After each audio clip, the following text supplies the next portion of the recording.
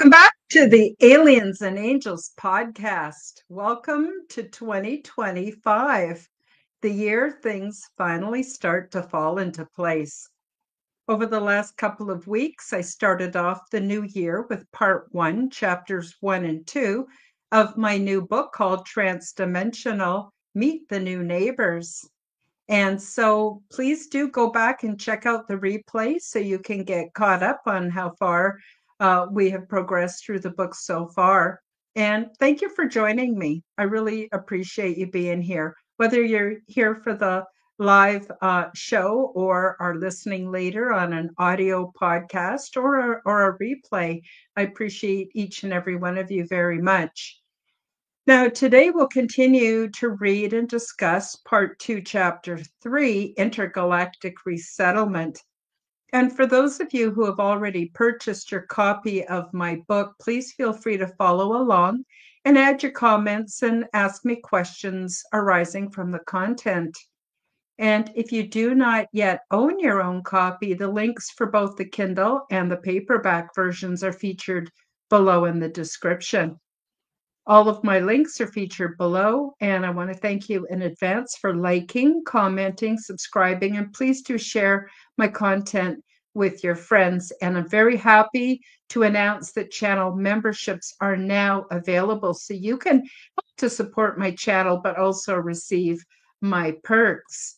So this is going to be very, very interesting, getting into the Intergalactic Resettlement Program. Not sure if we'll get the whole chapter covered today or not, but I think you'll find the content very interesting. So for those of you who are not familiar, this is my real life nonfiction account of my own experiences, and they're a little different than other people's perceptions. And I think that's okay. I think that the differences in our experiences are actually complementary and not competitive. And again, I don't expect you all to believe everything I say. Instead, I would very much like you to glean the teachings and learnings from my experiences, because that's the true purpose of my book. I don't need anyone to believe me. Doesn't matter.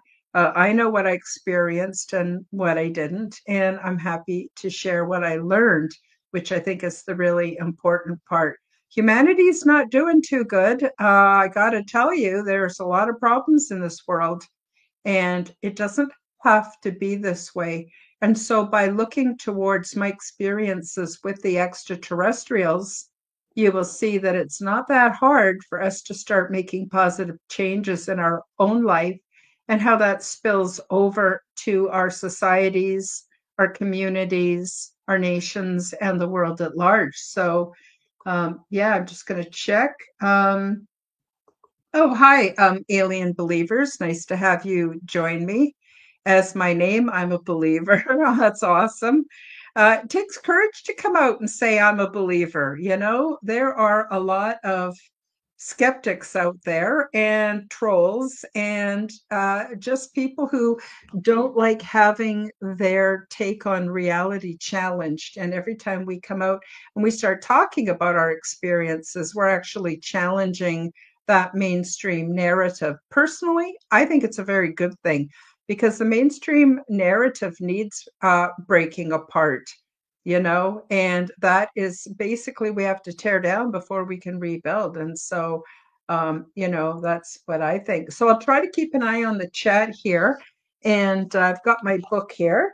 And if you haven't got yours yet, it's there's a link in the description below.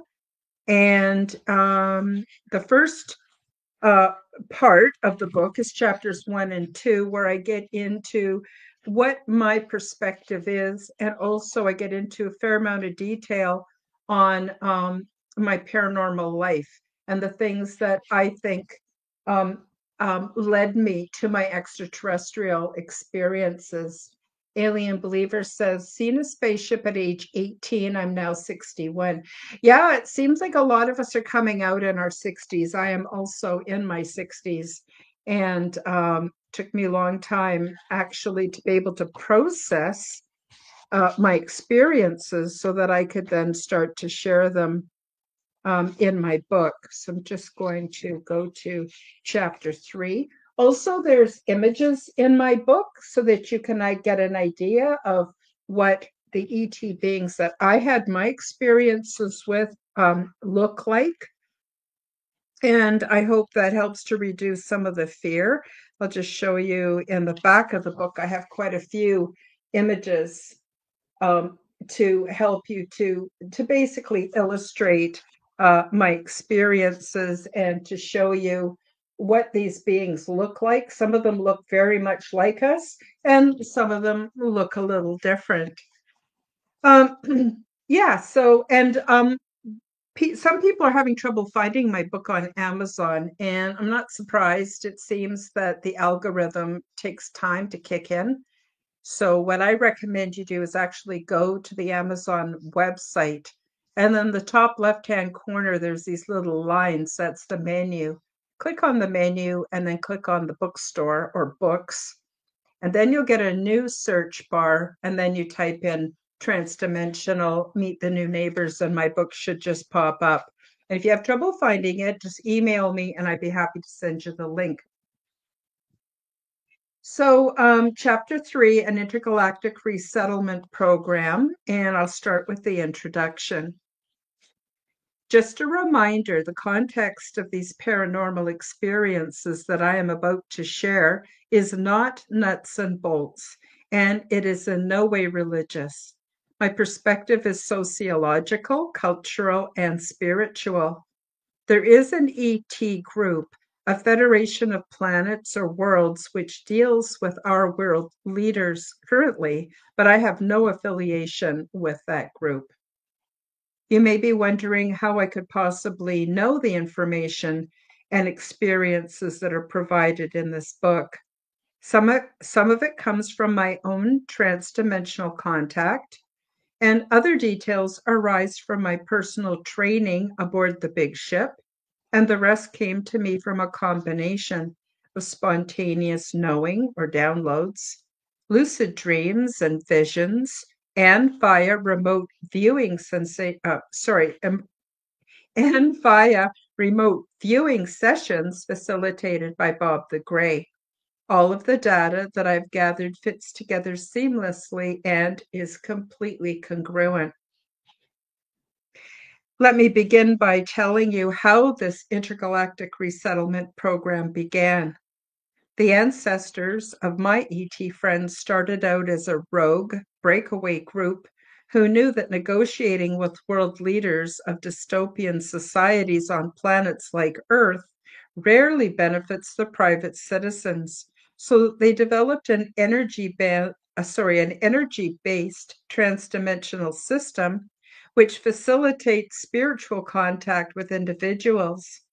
Ultimately, from our perspective, this is an ongoing human-initiated program because as we progress and grow, we are able to interpret and respond to the incoming paranormal invitations.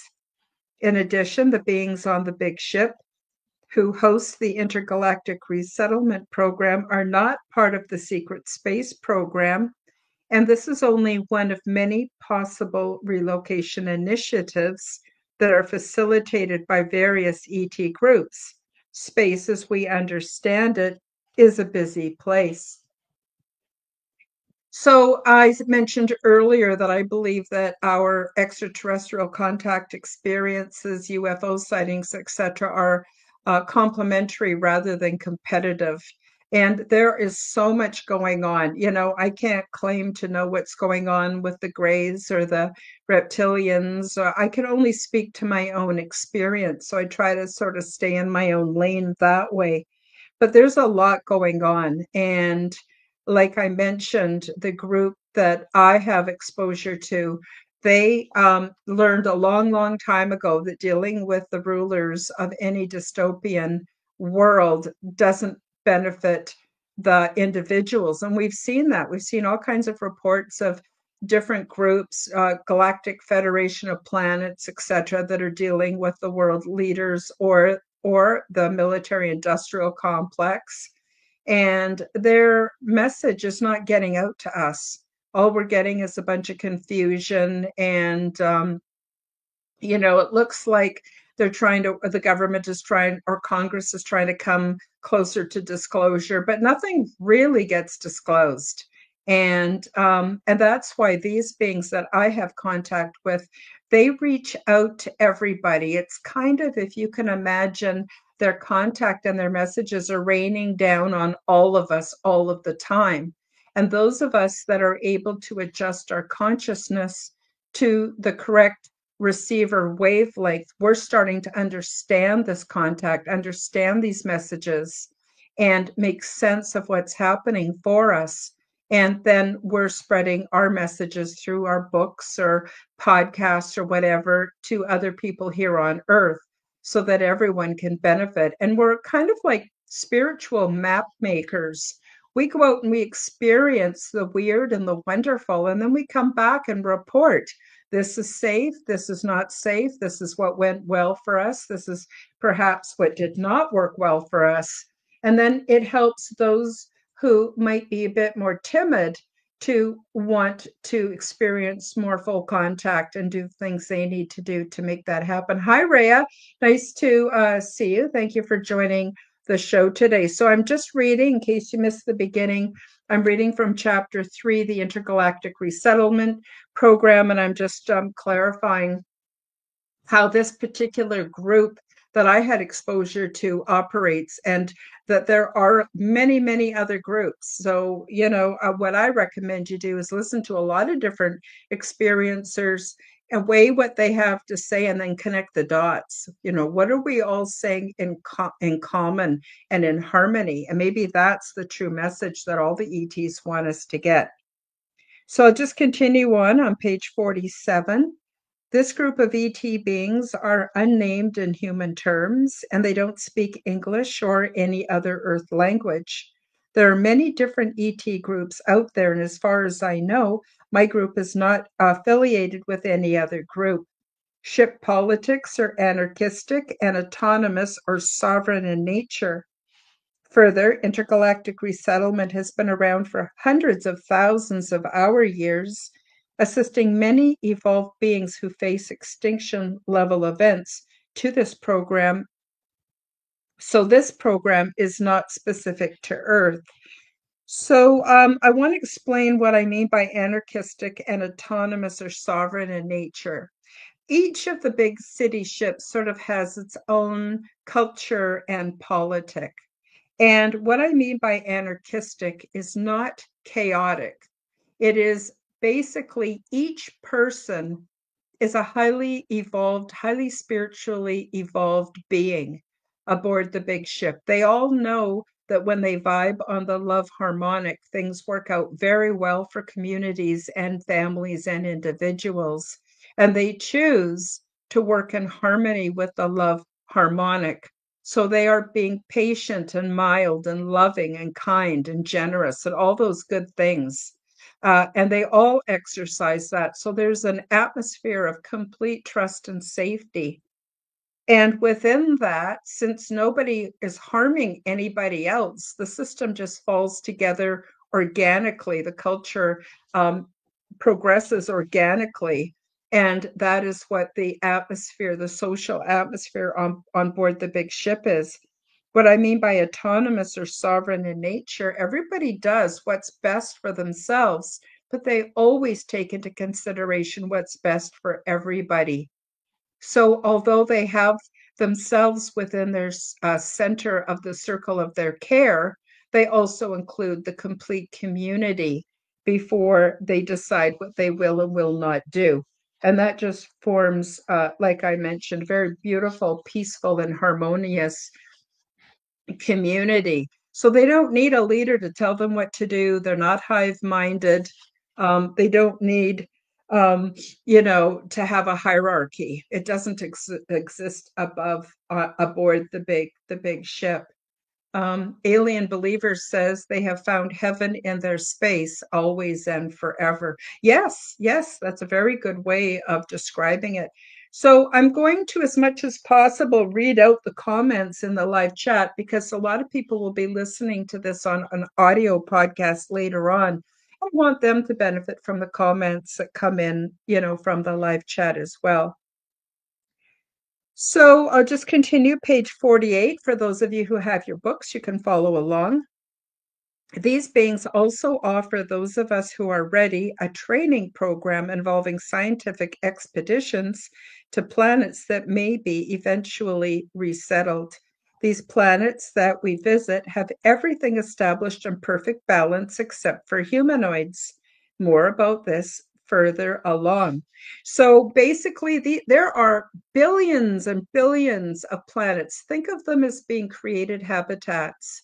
They have everything, fresh water, atmosphere, fish, birds, bugs, everything is there, but no humanoids. Humanoids are created beings, as I will get into a little bit later in the book, and they're placed in these habitats. But first, scientific expeditions are conducted so that resettlement happens in a way that doesn't disrupt the biosphere, so that they can immigrate to these planets in complete harmony with the living creatures and plants and things that are already there. And that makes sense with advanced populations. You would expect that. Let me be clear, ET is not here to rescue us or solve our problems.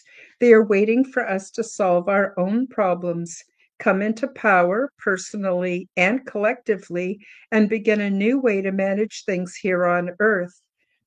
We will eventually stand up for our personal and collective sovereignty and reject three-dimensional social, political, economic constructs.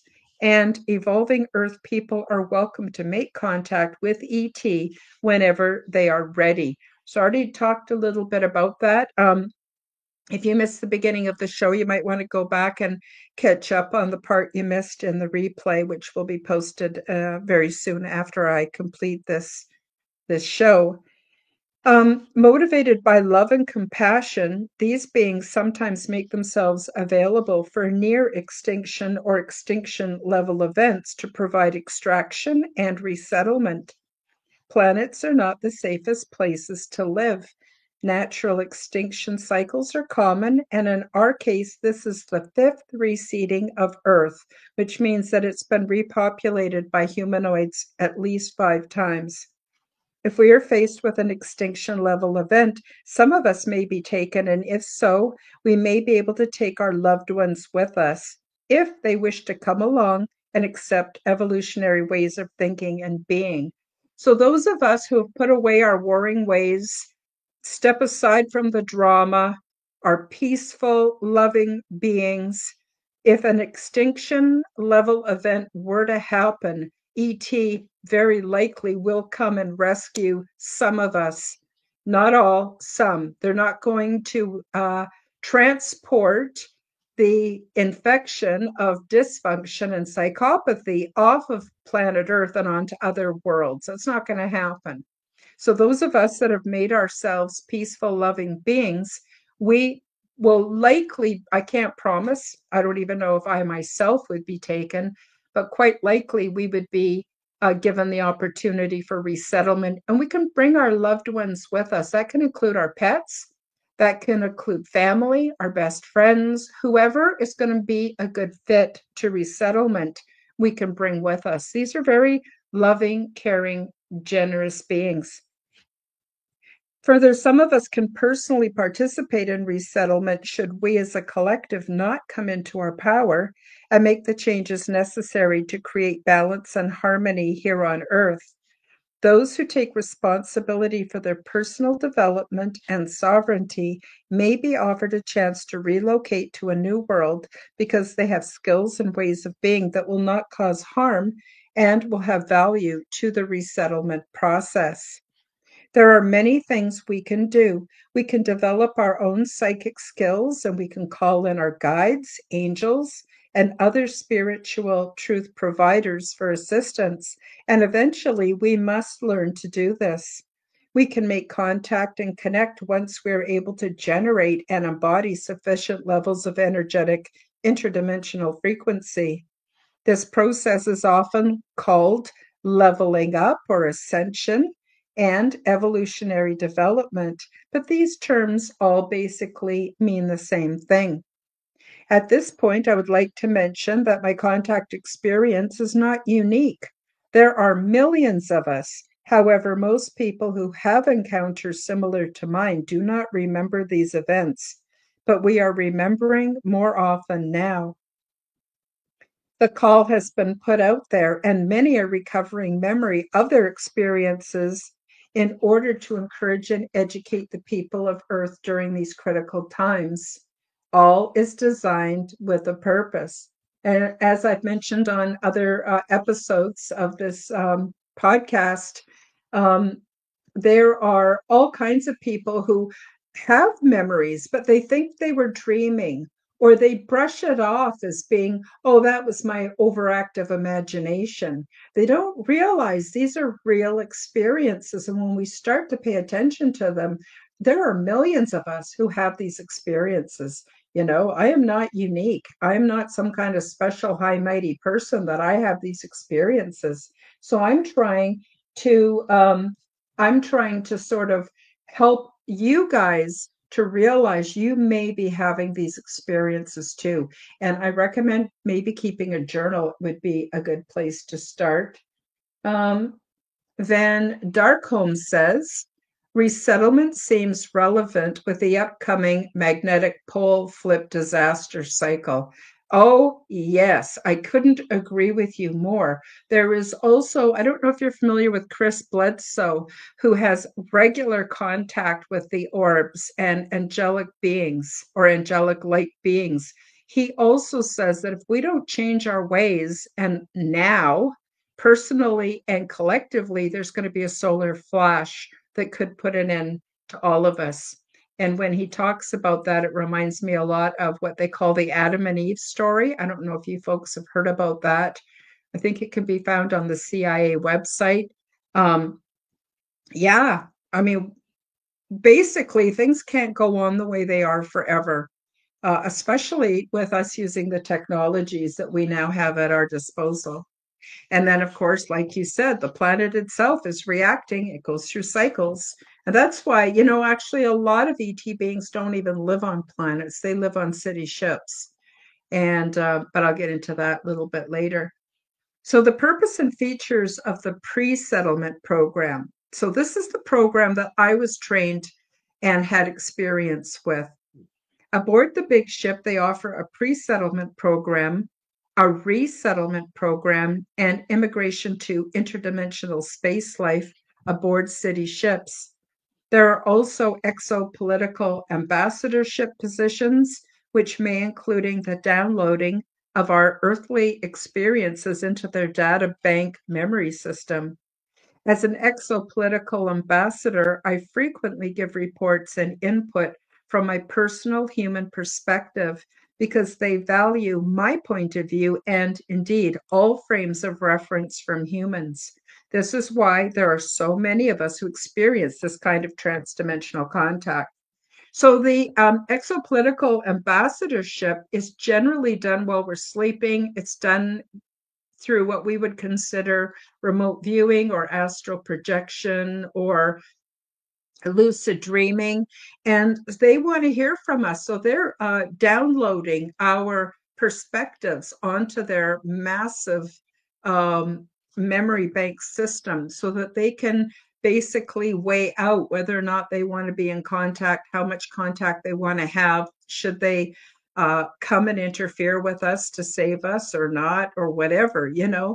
And so many, though, don't remember or think they were just having dreams. So again, I recommend a dream journal for those of you who think you might be having contact while you're sleeping. Examples of humanoid influenced ET initiated and natural disasters that destroy intelligent bipedal populations can include diseases, planetary changes and growth, culling by some domestic or ET races, the re-terraforming of the planet, as well as other various nefarious agendas. My ET friends are not involved in any of these intrusive processes. So, like I mentioned, some of this, diseases and even things that affect the health of our planet, can be even human initiated. Well, we've already seen some evidence of that, haven't we? Oops, I'm just going to see. We got a comment here from Rhea. Rhea says, "Thank you, Karen, so much for sharing. Your information is activating other star seeds. Question: the way you travel to those places, I hope you don't have any physical impact, right?" Not sure what you mean there, Rhea. Now, if you're talking about the way that I travel to the big ship, I travel in a number of ways. One way is through lucid dreaming or remote viewing, astral traveling, which I think are all aspects of the same thing. But I also have had a transfer of consciousness. And I generally occupy what I'm going to call an identical clone body that gives me the physicality once I'm there. And then I participated in the pre-settlement program, which involves the scientific expeditions to other worlds. Now, the image behind me is also found in my book, and I have had experience to go down to worlds that were resettled so that I could get an understanding of what that might look like. And so I go into great detail in the book about these experiences. Some of the worlds, the beings choose to be low tech and just get everything they need from the planet. And some are very high tech, depending on, I guess, how dangerous or extreme the weather patterns are, things like that. So, when we go down, as I will mention later on in the book, these expeditions are very, very carefully executed. We go to very small quarantined areas, and I think we might be able to cover this. So I'll just get back to reading. Okay, I read that. Okay, so further, when a planet has been naturally terraformed or is re-terraformed, it has everything we would expect to see on a healthy world, including the animals, insects, birds, fish, plants, oceans, forests, etc., in perfect balance. But there are no established humanoid populations. Everything is there for optimal success: food, plant medicines, and natural opportunities for education. In the past, Earth was seeded with uncolonized humans several times by intergalactic resettlement programs, and off world initiated relocation results are very different than the human expatriation endeavors as historically seen here on Earth. So everyone's familiar with the stories of colonization of the New World here on Earth. Well, these resettlement programs are nothing like that. Absolutely nothing like that. There's no oppression. There's no infusion of religious beliefs. There's absolutely none of that. Just going to say hi to Git or Gitty. Not sure. Sorry if I'm butchering your name. Hello from Copenhagen, Denmark. So glad to have you join us. Welcome, welcome. I'm just finishing up page 49 of my book, Transdimensional: Meet the New Neighbors. Please feel free to post your comments and your questions. Humanoids are created beings and are sometimes placed on worlds as benevolent, intergalactic, or interdimensional genetic experiments. But more often, and as my experience shows, beings start over and resettle because they want to.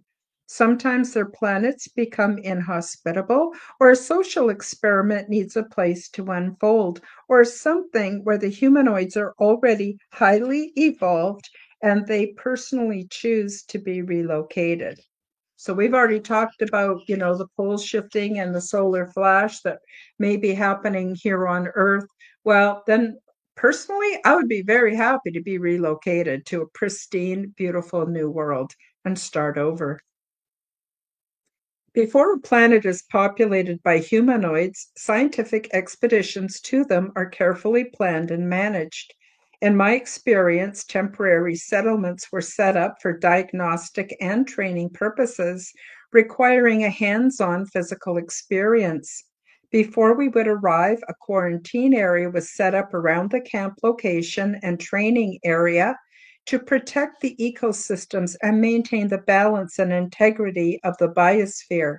We would scout out this area and collect data, but I did not personally interact with any wild animal species while participating in this work. I initially expected that these beings would be so advanced that they wouldn't need to do the hands on discovery. But I found out that they want us to have that real physical experience so we can learn about the different worlds for ourselves. After quite a lot of training aboard the big ship, we were divided into teams, issued notebook tablets, which were pre programmed to collect specific data, and then we went down to the planet to do the real hands on work of investigating and data collection. The notebook tablets were interesting. They were between the size of a cell phone and a notebook tablet as we experience them today on Earth. They were made of clear glass or crystal or some kind of plexiglass or similar transparent material. They had no ports or dials or buttons. They were rectangular in shape and slightly rounded on the corners, and they were very, very lightweight. These tablets were used to gather data and record diagnostic information, frequencies, images, and sounds. And when used to access data, the images were displayed on the screen as flat or as 3D holographic representations, whichever best suited our learning experience. Each tablet was pre-programmed for the tasks we were assigned to do while on the expedition, and instead of manually inputting the data, the tablet itself did all of the recording. These screens are also equipped with a telepathic interface, so we could record our thoughts and feelings while we worked. All the while, I felt that I was very physical during these experiences. I didn't feel like I was disembodied or astral traveling or remote viewing. In contrast, I've also had experiences doing the ambassador work where I did not feel like I was in my body. But this was really a physical experience with eating foods, bathing, and doing the work, which was physically demanding at times. All of my senses were fully engaged. The planets we explored had everything needed for life and all kinds of life as we would expect, except no humanoids yet. Our mission focused on finding the very best way to resettle without disrupting the harmony of the biosphere. While present on these planets, we lived very simply. In preparation, each group took turns designing the camp where we would stay and then assembling them upon arrival. Small huts, cabins, or sometimes tents that we shared. Everything we used was very plain and utilitarian. Temporary dwellings were made from the natural materials we found in the area, or we used tents that we brought with us. As mentioned before, we kept ourselves isolated from contact with the animals. I believe this is because animals, especially mammals, have a cellular and instinctual memory which lasts for many generations. We wanted everything left as untouched as possible until permanent resettlement occurs, and then humanoid contact can take place gradually and gracefully.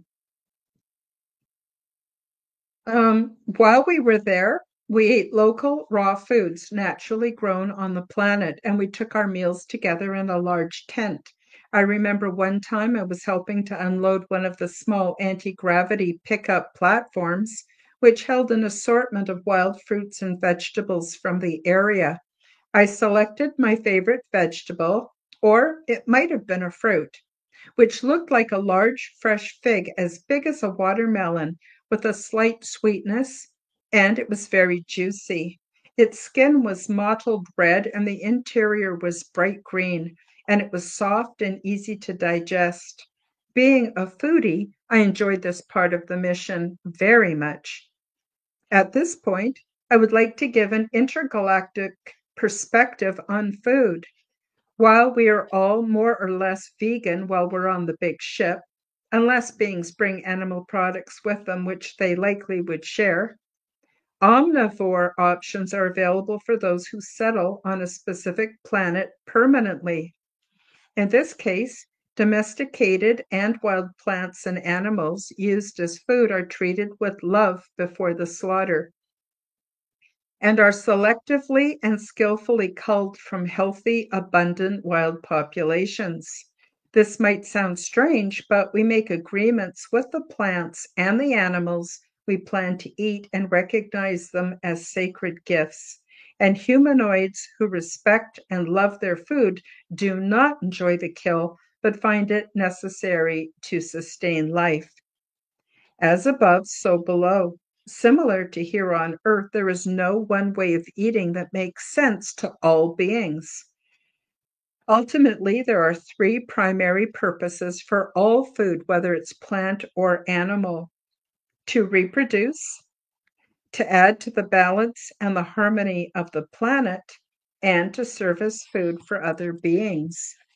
Every living thing has feelings and awareness.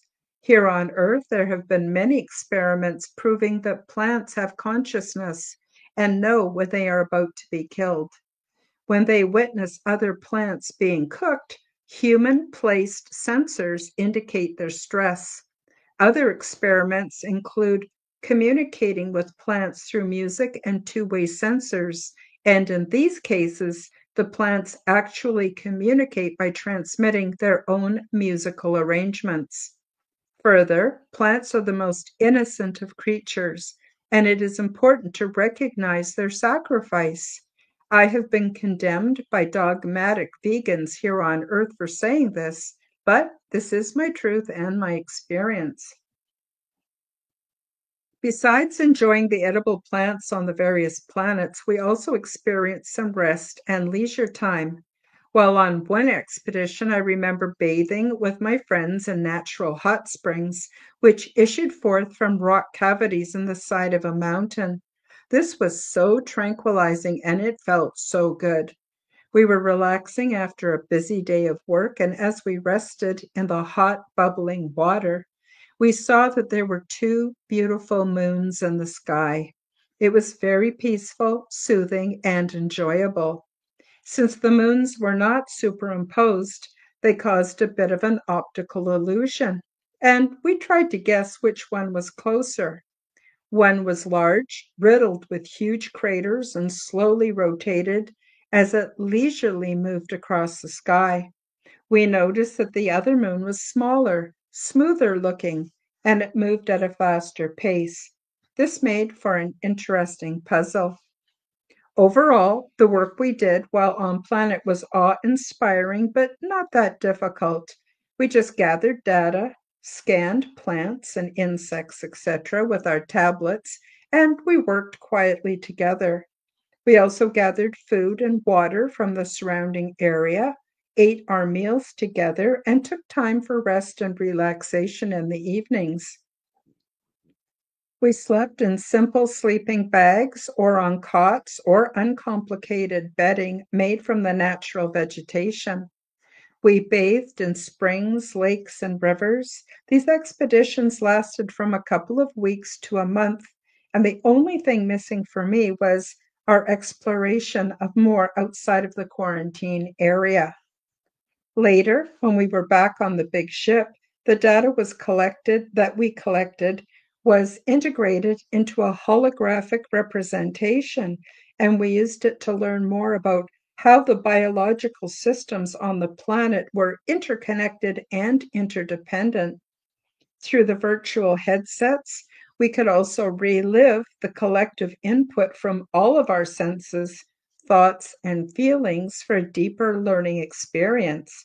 And I frequently revisited one excursion in particular because it was so different from any other. Oh my gosh, our time is quickly passing by. So on page 53, I talk about a strange experience. And it was of one of these pre-settlement expeditions that that I was involved in. And it was very interesting. So I'll just leave that for you to read when you get your copy of the book, or if you have a copy of the book. And now I am going to take a very short break to be able to quickly play you. It's only 2 minutes long, and it's an overview of my book for those of you who are not yet familiar. So this is just 2 minutes, and then I will be back with more reading from my book. Transdimensional, Meet the New Neighbors. Check out my new book available from Amazon bookstores worldwide and read the stunning details about ET diversity and culture, along with their advanced ways of living and expressing spirituality, which is in no way like anything imagined here on Earth. Transdimensional, Meet the New Neighbors introduces you to many different ET beings, the healing pods, the interior of the big ship, my orientation process, cultural events, and off-world mating practices. When I tucked myself into bed for the night back in 2014, I had no idea that I would be transported to the big ship, meet many different extraterrestrial races of beings, become well acquainted with their culture, and visit numerous interesting worlds. While away, I learned a great deal about the big ship, intergalactic and transdimensional travel, intergalactic planetary research, and the various options for resettlement. My true life adventures continued night after night, and I had never experienced anything like this before. The first few times that I awoke back at home, I convinced myself that it had all been some kind of a fantastic dream.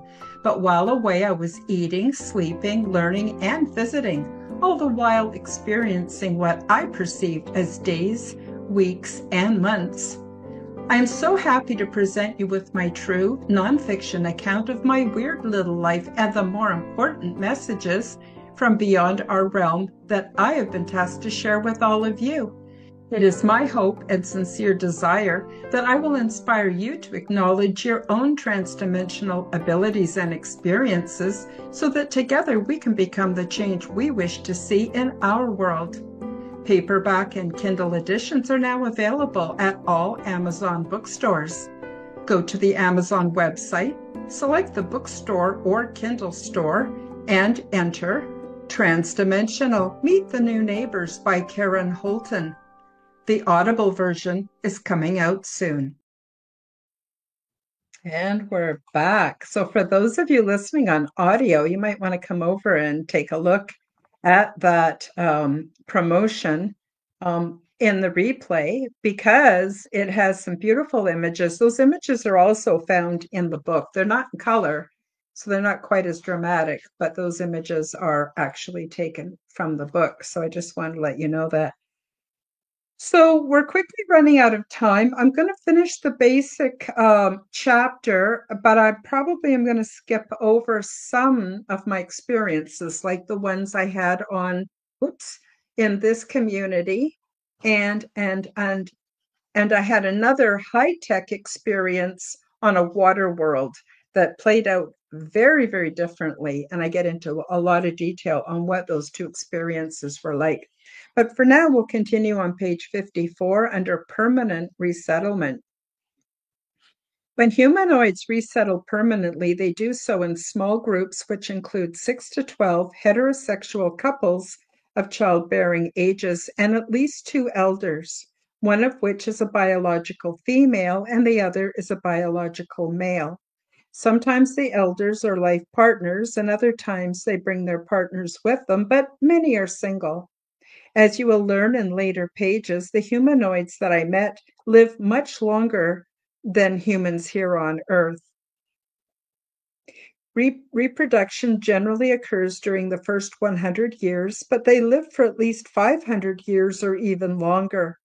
Once past the reproductive age, they have a shift in consciousness and they become learned scholars, teachers, and mentors. Most older beings evolve past the need for sexual contact and transmute this energy into spiritual paranormal gifts.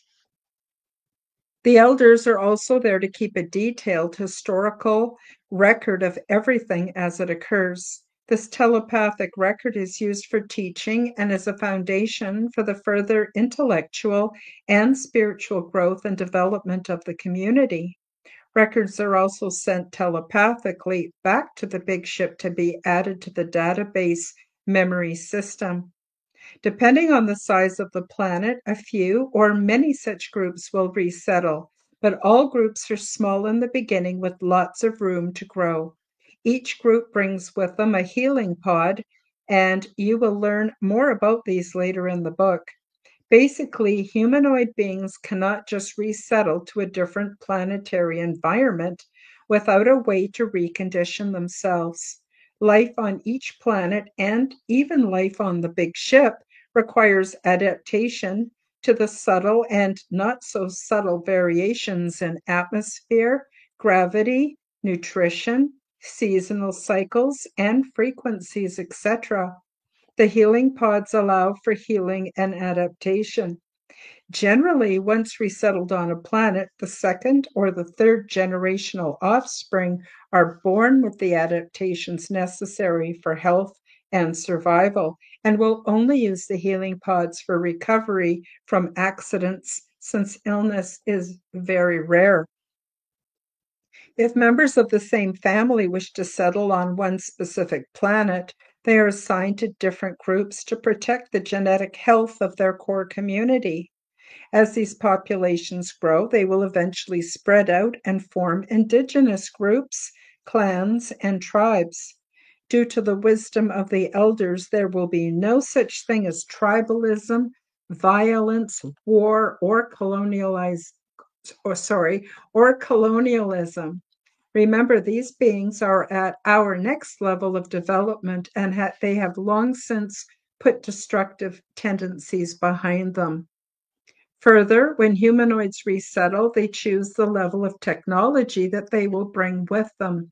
But each group who resettles on a specific planet will all share that same level of technology or lack thereof. Some choose to bring no technology with them except for their spiritual gifts. They desire a clean start with everything they need and use coming from the planet itself, and this challenge is what they desire. They do, however, bring one healing pod per group, as I mentioned above, but in this case, they are no longer used once the entire population has fully adapted to their new home. Those who choose little or no technology and resettlement are placed onto worlds that have milder and more stable climates. Food and natural supplies are plentiful, and there are fewer risks to life or limb. When the big ship We on the big ship assist with resettlement for as long as needed until the groups are confident of their independent success. Since everyone is aware of the transdimensional nature of reality, what we might consider to be long range communication is facilitated by the advanced telepathic abilities of the elders, and any requested assistance is always accommodated. There is no one correct way to resettle, and most choose a level of technology that falls somewhere in the middle. Some technology to make things easier and for more comfortable living. Some request a clean break from their source civilization, while others like to stay in touch. There is a lot of free will and free choice amongst those who wish to relocate. Before permanent resettlement can occur, these beings spend much time learning about and participating in the pre-settlement expeditions to learn everything they will need to know beforehand to ensure their success. They are never just dropped off to fend for themselves. As I mentioned before, we on the Big Ship assist with resettlement for as long as needed until the groups are confident of their independent success. So then on page 55, I get into a low-tech community experience where I visited a world very much like the one in the background. It was very beautiful. The people were very peaceful, very beautiful, wonderful, wonderful experience. I describe a full day that I spent mostly with the children and what we did and what we ate. And it was just a wonderful experience. I can't wait to share that with you when you read the book. And then after that, on page 59, I get into a high-tech community experience. So this was very, very different. I did not actually enjoy it. It was on a water world, and the homes are built in such a way that they can actually be taken down deep into the ocean because the weather can be quite unstable at the surface. And then they can raise their homes back to the surface, when the weather calms down. And they also have large aquatic beings that live on that planet that are indigenous to it.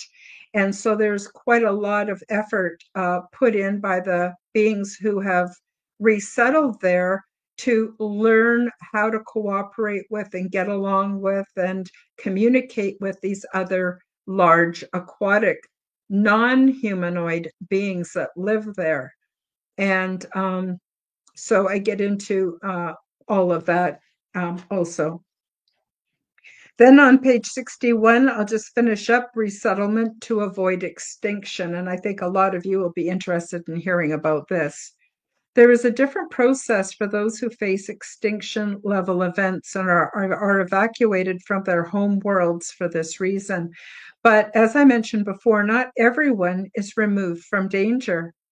As in the case of contemporary Earth, not everyone has advanced sufficiently to become the kind of being to add health and harmony to city ships or settled planets. Out of a population of about 8 billion people, only 1 to 10%, that is about 80 million to 800 million people, will be ready to and eligible in the near future. This precaution prevents social contamination of worlds already populated by peaceful, loving beings who ensure their own harmonious success in life. I do not know how the evacuees are or will be transported. These beings have advanced transdimensional technologies that we can't even imagine. If ships are used, there will be too many people to be temporarily housed on a single large city ship. It may require many ships, but then once evacuated, there are planets that are already populated by beings who are ready to receive the evacuees. These planets do not offer permanent relocation, but are there to offer the support and care required before permanent resettlement can take place. And there are many variables to consider.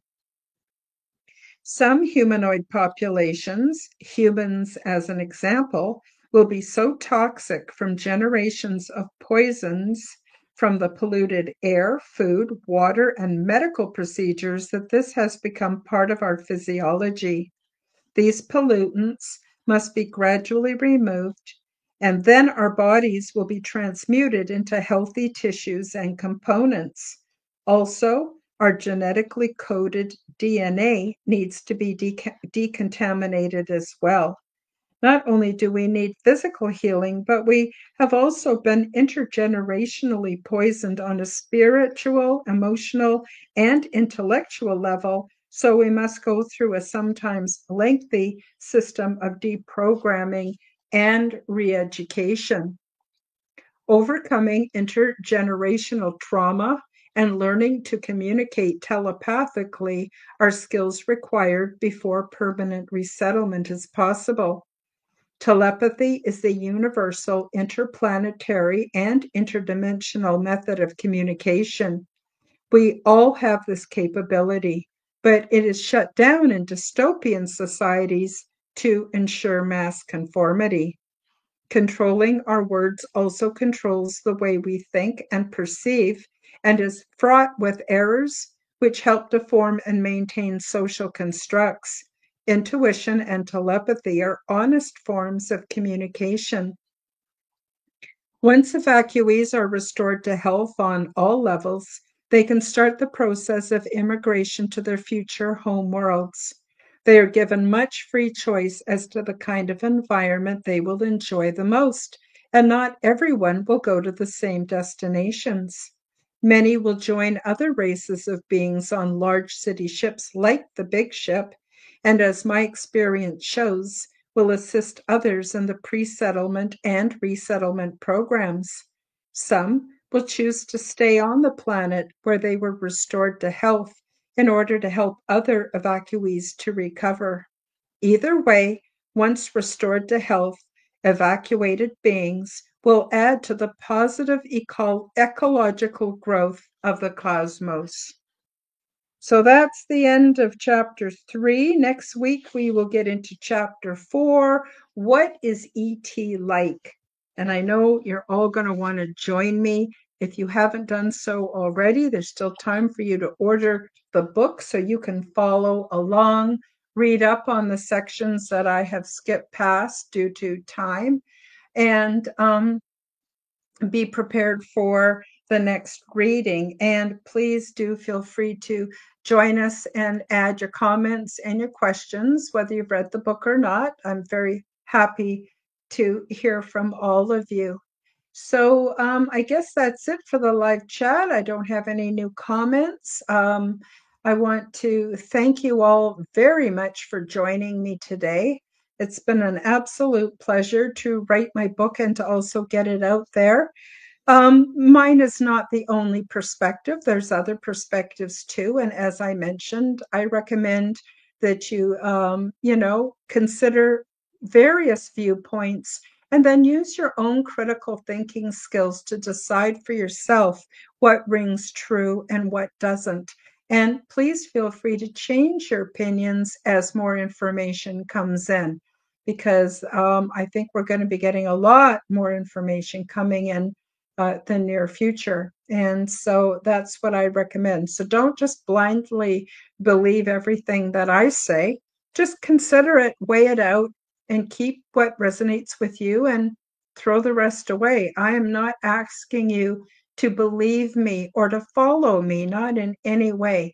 I want you to follow yourselves, and I want you to realize what's possible so that you can start to pay more attention to your own transdimensional, interdimensional experiences. Because quite honestly, the whole idea of the nuts and bolts philosophy seems to be giving way to a new understanding where we're starting to see our ET and angelic brothers and sisters and distant cousins as being transdimensional. And that's how all these things are possible, including the traveling from vast distances. When I get into the Big Ship, I'll explain to you how we're able to actually fold space where point A turns into point B. There's no traveling from point A to point B. We just transmit ourselves from one point to another, and how that is possible. So again, it's been a great joy for me to be here and share space with all of you. I hope you have a wonderful week. I hope you join me Wednesday for the Quantum Guide Show. I've got two wonderful guests, Gary Michael May and also Ryan Patrick Burns. And we're going to talk about out-of-body experiences. I think out-of-body experiences, near-death experiences, and astral projection kind of tie in beautifully with what I'm sharing with you from my new book. So if you want to join us on Wednesday for the Quantum Guide Show, I go live 1 hour later. So that's at noon Pacific, 1 p.m. Mountain Time, and 3 p.m. Eastern Time. If you'd like to join us, bring your friends. And love to see you there. And again, thank you so much for joining me. Sending out much love and happiness and peace to each and every one of you. And we will see you again soon. That's about it for today. So goodbye from the Aliens and Angels podcast. Wishing you all the very, very best. Thank you for joining me for the Aliens and Angels podcast. Read about my true life ET contact in my book called Transdimensional Meet the New Neighbors, which is now available on Amazon worldwide. Subscribe to my YouTube, Rumble, and X channels at Karen Holton TV. The like button and leave me a comment. And please do share this podcast with your friends.